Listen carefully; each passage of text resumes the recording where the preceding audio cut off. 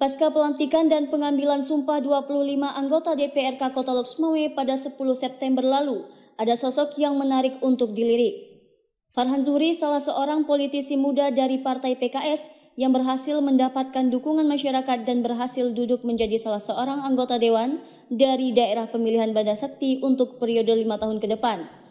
Berangkat dari seorang aktivis DPW Muhammadiyah bidang seni budaya dan pariwisata, menjadikan dirinya koordinator komunitas Teluk Samawi dan ketua Lazismu Kota Lok Sumawe, serta anggota Dewan Kesenian Kota Lok Sumawe. Saat ini dirinya juga tercatat sebagai salah seorang pengajar di Stikes Muhammadiyah Lok Sumawe. Dengan segala aktivitasnya, pantas kiranya Farhan Zuhri menabalkan dirinya mewakili kaum milenial dan Gen Z, karena memang suara kaum muda yang akan diperjuangkan 5 tahun ke depan nanti.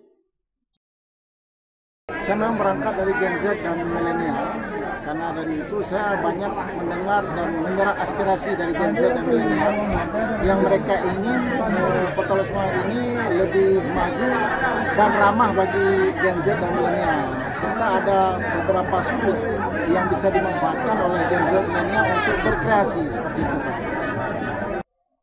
Salah seorang warga Kota Lok Sumawe yang ikut mendukung dirinya adalah salah seorang entrepreneur yaitu MJ Khairul. Dirinya berharap dengan basic Farhan Zuhri dari berkesenian dapat memberi ruang bagi generasi muda untuk bisa berkarya. Farhan Zuhri ini saya sudah kenal lama ya, sekitar 2017. Ingat saya waktu itu kami sama-sama di tim pemenangan salah satu calon wali kota. Kebetulan Farhan Zuhri ini sekretaris saya. Sepak terjangnya di dunia politik, dia memang dia bangun sejak lama. Dari 2017 dia bangun relasi segala macam, step by step. Terus memang cita-cita dia dari dulu itu. Kalau melihat basic Farhan Zuhri, dia memang dari orang seni ya, orang seni.